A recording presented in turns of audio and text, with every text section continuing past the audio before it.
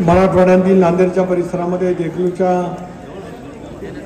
या नगरपालिकेच्या निवडणुकीच्या निमित्ताने ज्यांनी नुकतंच आपल्याला संबोधित केलं त्या महिलांचे अध्यक्ष रुपालीताई चाकणकर, या जिल्ह्याचं एक कणखर अभ्यासू नेतृत्व प्रतापराव पाटील चिखलीकर, माजी आमदार अविनाशजी घाटे, माजी आमदार मोहनराव अंबर्डे,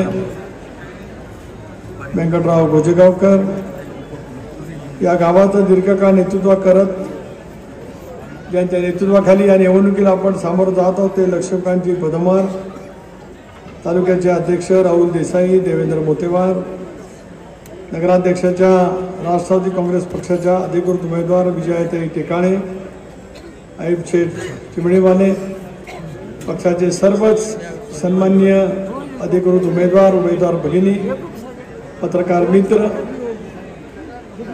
सन्माननीय व्यासपीठ आणि जमलेल्या माझ्या तमाम बंधू भगिनी आणि सहकारी मित्रांनो, या सगळ्या परिसराचं दर्शन नेतृत्व आदरणीय खदगावकर साहेबांनी विधिमंडळामध्ये सुद्धा 3 वेळा केलं.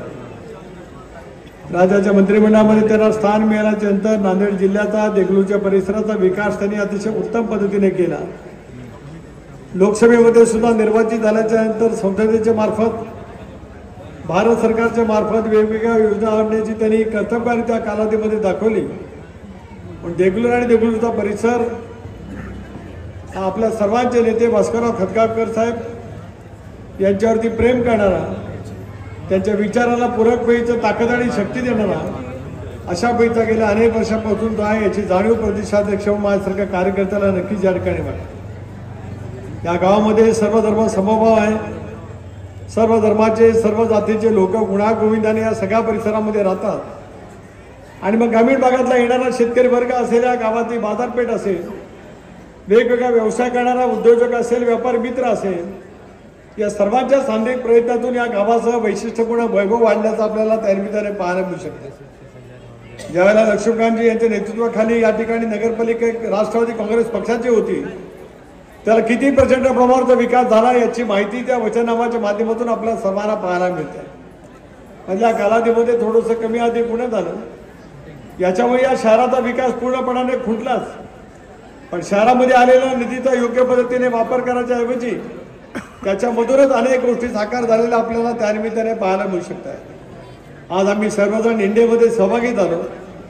माझ्या सर्व धर्मीय नागरिकांना माझी नम्रतेची विनंती या निमित्ताने एवढीच आहे की आज 26 नोव्हेंबर भारतरत्न घटनेचे शिल्पकार डॉक्टर बाबासाहेब आंबेडकरांनी आज दिवशी या संबंध आपल्या घटनेचा मसुदा हा त्या कालावधीमध्ये सरकारच्याकडे सुपूर्द केला. आजचा दिवस तुमच्या आणि माझ्या दृष्टिकोनातून अत्यंत महत्त्वाचा आहेच, कारण या संविधानाच्या लोकशाहीच्या मजबूत चौकटीमधूनच आपण ग्रामपंचायत असेल, नगरपालिका असेल, पंचायत समिती असेल, जिल्हा परिषद असेल, महानगरपालिका असेल किंवा विधानसभा असेल, लोकसभा असेल, या माध्यमातून आपण त्या ठिकाणी त्यानिमित्ताने काम करतो. आज आम्ही सार्वजनिक राष्ट्रवादी काँग्रेस पक्ष इंडियाचा घटक पक्ष आहे. नवाब मलिक साहेबांनी सुद्धा विचार या ठिकाणी मांडले, माझ्या अगोदरच्या वक्त्यांनी सुद्धा विचार या ठिकाणी मांडले असतील. होय, मग आम्ही एनडीएमध्ये त्या ठिकाणी सहभागी झालो. पण आज मला काँग्रेसच्या नेत्यांना या निमित्ताने सांगायचं आहे, ज्या वेळेला राज्यामध्ये काँग्रेसची सत्ता दीर्घकाळ राहिली त्या कालावधीमध्ये कधी अल्पसंख्याक समाजासाठी इतक्या मोठ्या प्रमाणावर निधी उपलब्ध करण्याचं काम काँग्रेस पक्षाने केलं नाही. ज्या वेळेला प्रतापराव 2010 सालामध्ये मी या राज्याचा अर्थसंकल्प मांडला, त्यावेळेला मौलाना अब्दुल कलाम आझाद यांच्या नावांचे आर्थिक विकास महामंडळ आहे त्याला 25 कोटी रुपयाचं भांडवल होतं. नवाब मलिक त्यावेळेला विधिमंडळामध्ये बसलेले होते. नवाब मलिकांनी माझ्याकडे अर्थमंत्री म्हणून मागणी केली की कुठल्याही परिस्थितीत 25 कोटी रुपयाचा जो नियत या ठिकाणी ठरलेला आहे तो 50 कोटी केला जावा.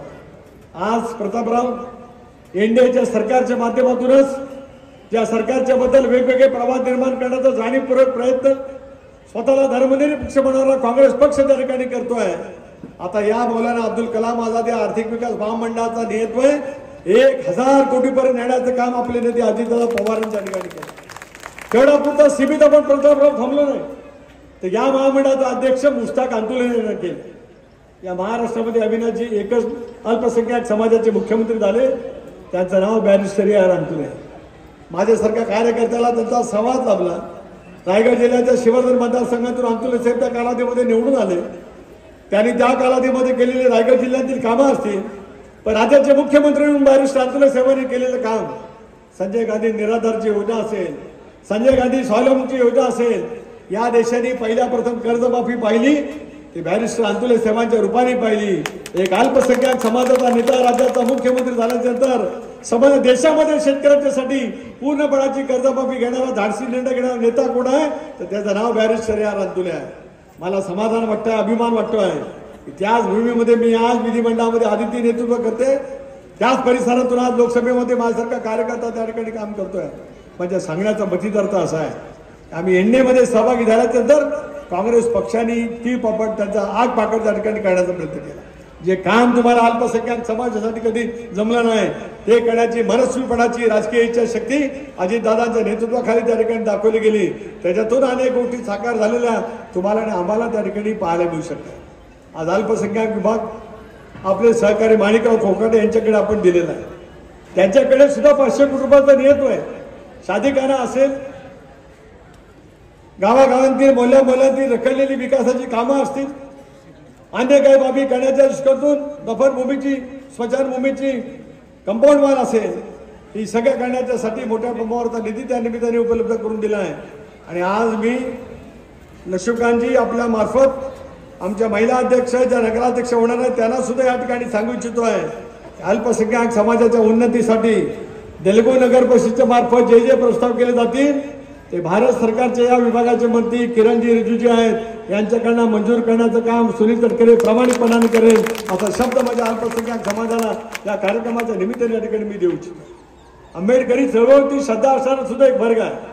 आज तुम्हाला आणि मला जे काही लोकशाहीच्या माध्यमातून आपण या ठिकाणी उभं आहोत, तेव्हा डॉक्टर बाबासाहेब आंबेडकरांनी आम्हाला संविधान दिलं, संसदीय लोकशाही व्यवस्था दिली, त्याच्यामुळे आमच्यासारखे कार्यकर्ते विधानमंडळामध्ये जाऊ शकले, लोकसभेमध्ये जाऊ शकले. प्रतापराव, तुम्ही जिल्हा परिषदेमध्ये गेला, तुम्ही विधिमंडळामध्ये गेलात, तुम्ही लोकसभेमध्ये गेलात, मी जिल्हा परिषदेमध्ये गेलो, मी विधिमंडळामध्ये त्या ठिकाणी गेलो, आज लोकसभेमध्ये त्या ठिकाणी रायगडचं नेतृत्व करतोय. ही सारी किमया घटनेचे शिल्पकार डॉक्टर बाबासाहेब आंबेडकरांनी त्या ठिकाणी केलेली आहे. अशा वेळेला इच्छाशक्तीतून गाव आणि गावाच्या परिसराचं चित्र बनवण्याची बांधिलकी घेऊन आपण सगळेजण काम करण्याचा प्रयत्न करतो आहोत. याला धर्मनिरपेक्ष विचार, तो शिवशाहू फुले आंबेडकरांची सामाजिक क्षमता. होय, आम्ही एनडीएमध्ये सहभागी झालो, पण आम्ही निक्षून सांगितलं ज्या विचाराच्या चौकटीमध्ये आम्ही राजकारण केलं, ज्या विचारधारेवरती गेले 40 वर्ष आम्ही समाजकारण केलं, तो शिवशाहू फुले आंबेडकरांची सामाजिक क्षमता सोबत घेतच एनडीए मधला आमचा सहभाग आहे. तो भारतीय जनता पक्षाच्या नेतृत्वाने सुद्धा मानला आहे. बेगडी प्रेम काँग्रेस सारखं आम्ही आयुष्यात कधी दाखवलं नाही. जे करायचं ते रोखठोक आणि त्या जनतेपर्यंत पोहोचवण्याची बांधिलकी घेऊन करण्याच्या संदर्भामध्ये आपण पावलं उचलतो आहोत हे महाराष्ट्राने पाहिलं. त्याच्यातून लोकसभेमध्ये अपयश आल्याच्या नंतर याचा उल्लेख रुपालीताईंनी या ठिकाणी केला. लाडकी बहीण ही योजना या महाराष्ट्राच्या इतिहासात पहिल्या प्रथम त्या ठिकाणी आहे. आपल्याला प्रतापराव अभिमान आहे, अजितदादांनी अर्थसंकल्प मांडत असताना या योजनेची घोषणा केली. हे सगळे काँग्रेसचे विरोधक म्हणत होते ही योजना जर काय खरोखर राबवली जाईल महाराष्ट्रासारखं राज्य कर्जबाजारी होईल. उच्च न्यायालयामध्ये याचिका दाखल करण्यात आली याच काँग्रेस जणांच्या मार्फत.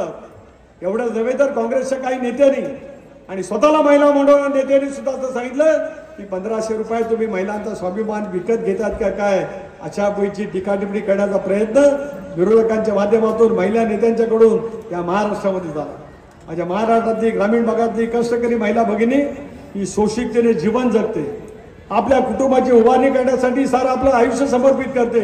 एखादा आजार अंगावरती आला तर माझ्या मुलाबाळांच्यासाठी ते पैसे राहिले पाहिजेत या भावनेतून, समर्पित भावनेतून जी महिला भगिनी काम करते तिच्या स्वाभिमान उंचवण्यासाठीच आपल्या सरकारने 1500 रुपये दर त्या भगिनीला देत तिला सामर्थ्यवान बनवण्याचा प्रयत्न केलेला आहे.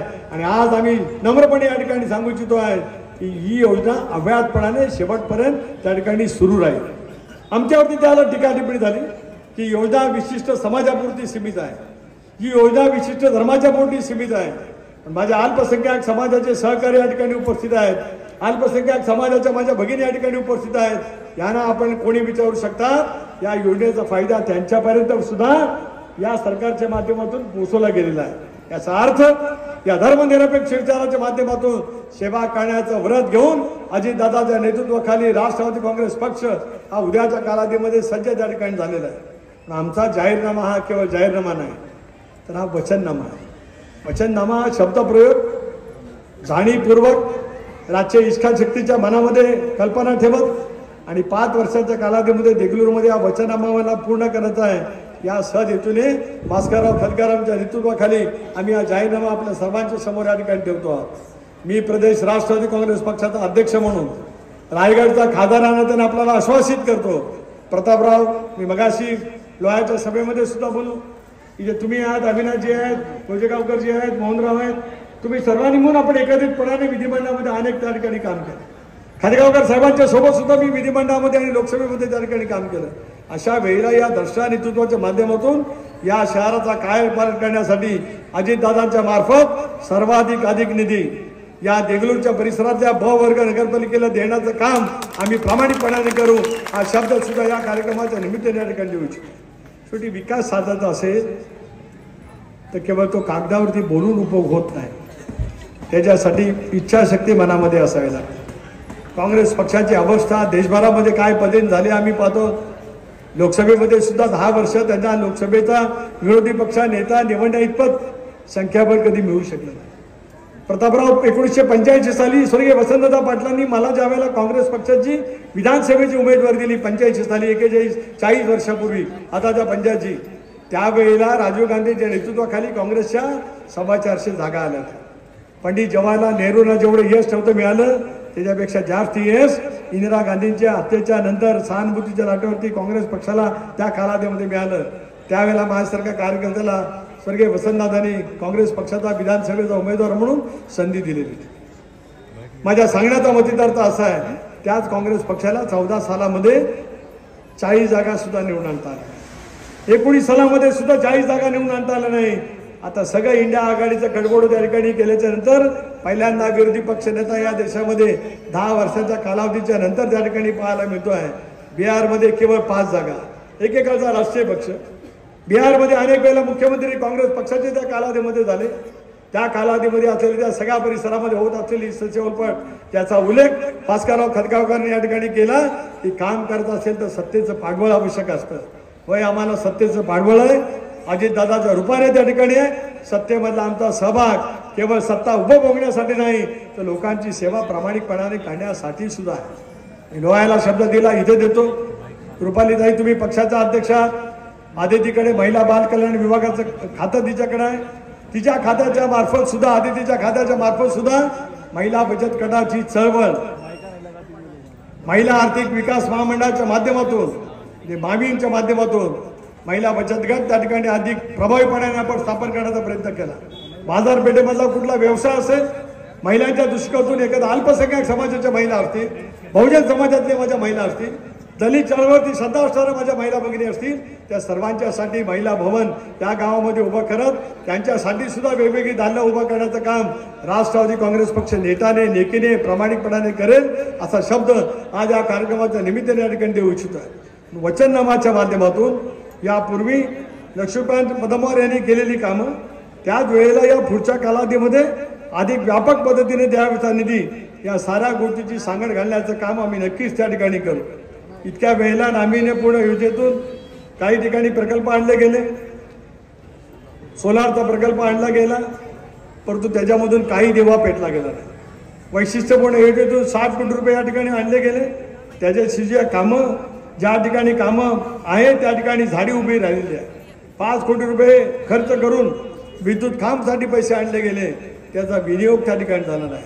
मला विश्वास आहे की राष्ट्रवादी काँग्रेस पक्षाच्या आमच्या उमेदवार विजयाताई यांच्या मार्फत उद्याच्या भवितव्याच्या कालावधीमध्ये पारदर्शक कारभार, स्वच्छ कारभार, देगलूरकरांच्या उन्नती विकासासाठी आवश्यक असणारी उचलणारी पावलं ही ठामपणाने उचलण्याचा शब्द आज या बैठकीच्या निमित्ताने या ठिकाणी मी देऊ इच्छितो. थोडंसं रुपालीताई तुमचं सांगण्यात गल्लत आहे. 27 उमेदवार आहेत, 27 पैकी 18 उमेदवार महिला बघितले. मला ऐकायला आलं 18 पैकी 14 आहेत, 27 पैकी 18 आहेत. इथे असे 4 प्रभाग आहेत की ज्या ठिकाणी दोन्ही उमेदवार या महिला वगैरे देऊन महात्मा ज्योतिबा फुले, सावित्रीबाई फुले यांचा विचार लोकशाहीच्या माध्यमातून अंमलात आणण्याचं काम राष्ट्रवादी काँग्रेस पक्ष या ठिकाणी करत आहे. याचा अभिमान राष्ट्रवादी काँग्रेस पक्षाचा प्रदेशाध्यक्ष म्हणून माझ्यासारख्या कार्यकर्त्याला या ठिकाणी वाटतो आहे.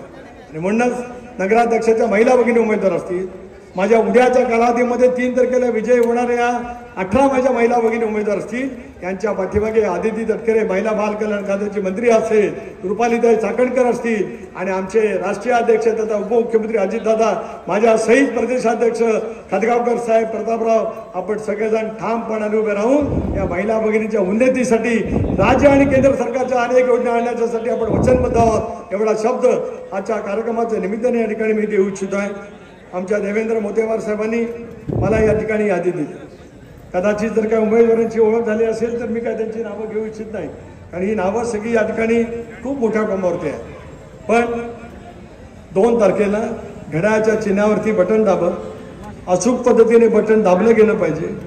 3 तारखेला ज्याला देगलूरचा निकाल ऐकायला मिळेल त्याला, प्रतापराव तुम्ही कदाचित नांदेडला असाल किंवा लोहा कतारला असाल, तिथं जेवढा घड्याळाचा गजर गोजेगावकर साहेब ऐकायला येईल त्याच्या दुप्पट गजर इथून 1000 किलोमीटर अंतरावरती असलेल्या सुनील तटकरेच्या घरात पोहोचला पाहिजे.